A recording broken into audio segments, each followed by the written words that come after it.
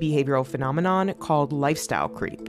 Lifestyle creep is the common pattern of making a little more money and starting to spend a little bit more money. It happens almost automatically. I think people hold these benchmarks in their mind. If I reach this position or I get this promotion or I make it to this age, then I can live this life, or then I deserve to have these things. And then they kind of go a little crazy or go a little wild on it. And then it becomes like a trade-off. Like they only can enjoy their present happiness and they're not able to save or plan for the future. There's nothing wrong with wanting nice things. The mental, emotional reason why we want to acquire more is generally rooted in this need for like your perceived value. Like we live in a world where like the nicer car you drive, the higher your perceived value is.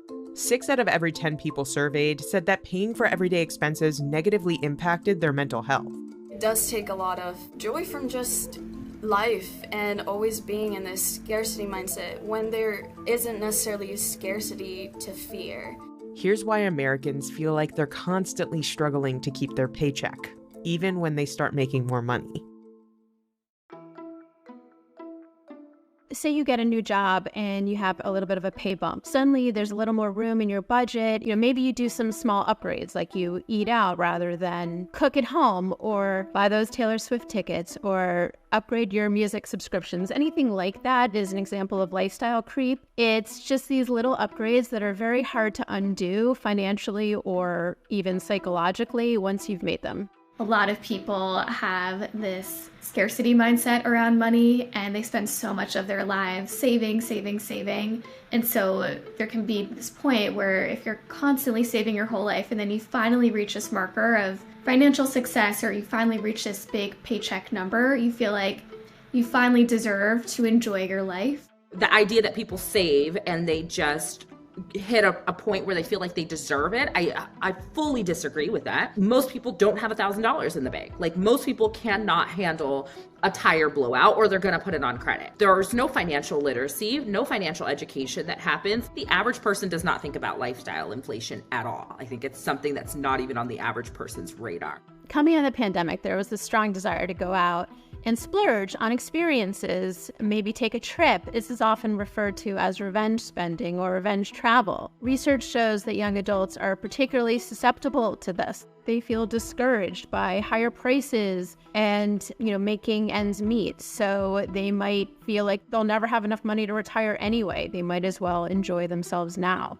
Unlike perhaps their parents were, young adults need to be more responsible for their retirement because a lot of the safety nets that maybe their parents had, like a pension, no longer exist or are extremely rare. So they need to contribute to their own 401k if they want to shore up their financial security. There's something about spending a little more than we should that can feel like rebellious or bad. And it often can be a reaction to our family culture around money, or parentified or internalized rules around what we can give ourselves. And some people might overspend as like revenge against these rules, and some might look at someone who's overspending and think and kind of label them as all bad or all good. And there can be a lot of guilt and anxiety around the consequences. Spending is a way for us to meet one need when another isn't met. I was 19 years old when I entered my first corporate job. I was still figuring out how to adult as well as how to be in this, corporate world, make an income, which for sure led to overspending. I was sad, so I would shop. I was getting serotonin through shopping. Then that led to me accumulating over $30,000 of credit card debt. And I had to figure out how the heck I was going to pay that off. When your spending is dictated by emotions or depriving yourself or holding back your needs, that's when it becomes problematic.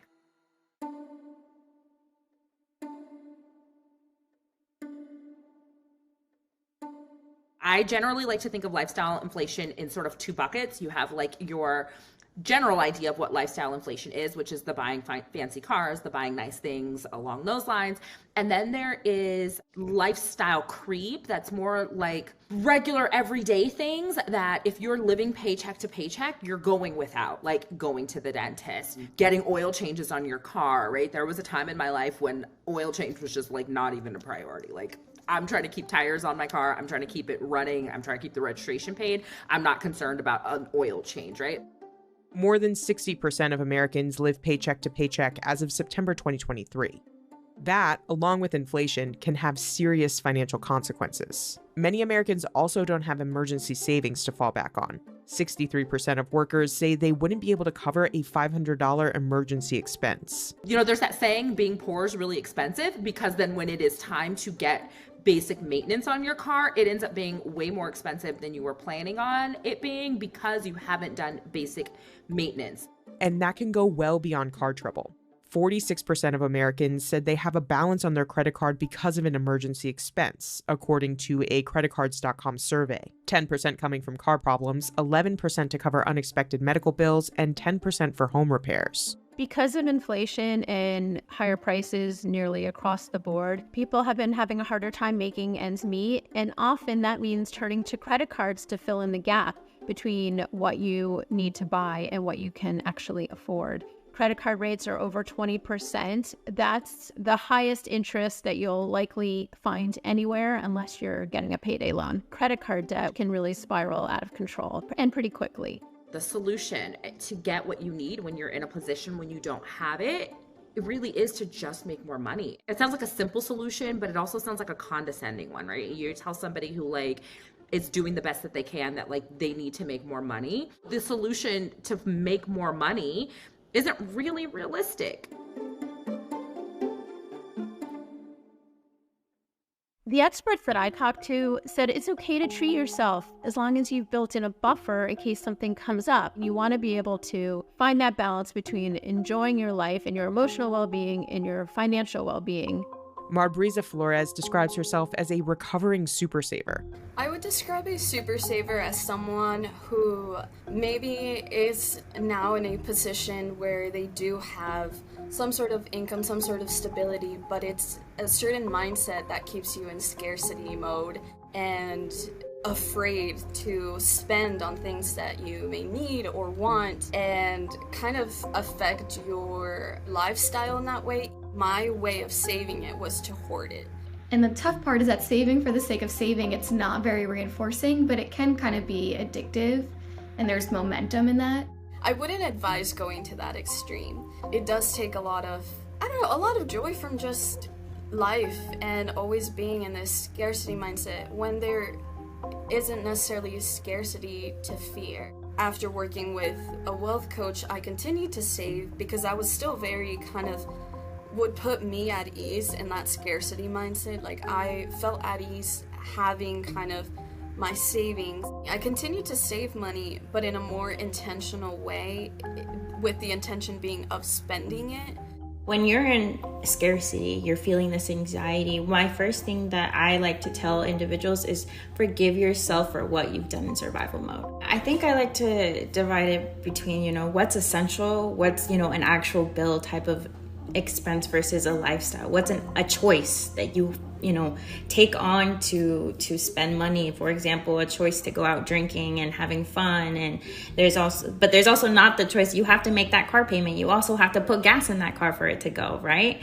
So there's things that you can't avoid, and there's things that you have a choice to do and you can adjust. Value-based spending is what I teach, and it's where you sit down and you really evaluate, one, where am I spending my money right now, and am I being reactive or am I being proactive in that?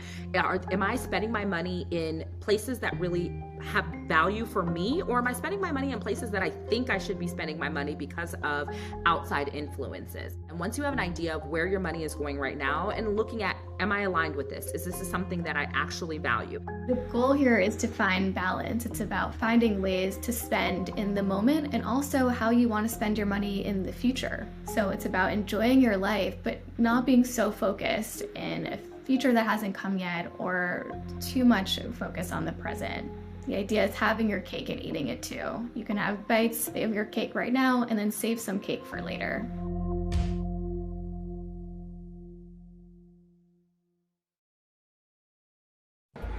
The U.S. economy has been on recession watch for months now, and so far, the all-important American consumer has been holding strong, keeping those recession forecasts from becoming true. Consumer is still spending. Consumer is in better shape. If they have money, they're going to spend it. Consumers continuing to be resilient. The consumer health has been resilient so far this year. Consumer resilience is about to be tested. Americans now carry more than $1 trillion in credit card debt going into the holiday shopping season. The Federal Reserve's rate hikes have caused average interest rates for credit cards to spike to more than 22%. Rates on retail credit cards are even higher, nearing 29% on average. Despite this, the holiday season shows no signs of a slowdown, as each shopper is prepared to spend almost $900 on average this year, according to an NRF survey. The US consumers walking towards a cliff, basically. The state of the consumer will be in focus in the post-holiday season, as economists will want to know, can American consumers handle racking up a record amount of credit card debt, and if it will lead into more delinquencies.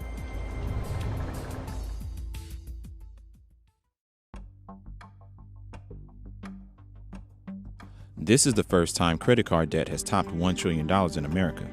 That amount includes both revolving balances and balances paid off at the end of the billing cycle. Consumers are increasingly reliant on credit cards to finance purchases of everyday goods and services, and that's because they're just getting a lot more expensive. At the same time, their wages are not increasing at the same pace as inflation. And that makes it more difficult because as the credit card balance increases, it can be more challenging for consumers to pay down that debt. The excess savings that Americans lined their pockets with during the COVID-19 pandemic is largely now spent. High inflation and interest rates have made everything more expensive. Normal costs like groceries, gas, and housing are all rising. Add in the resumption of student loan repayments, and it's creating the perfect rising debt storm. Americans are skipping out on some of their credit card payments because household budgets are squeezed due to higher borrowing costs. Another factor for the rising debt is the increase of credit card users. More than 70 million new accounts have been opened since 2019. That year, 65% of Americans owned a credit card. And after a contraction in issuance due to the pandemic, the amount of Americans owning a credit card rose to 69% in 2023. Credit cards can be like power tools. They could be really useful or they could be dangerous. It's all about how you use them. Typically, after the holiday season, credit card debt levels drop as consumers pay down their shopping balances.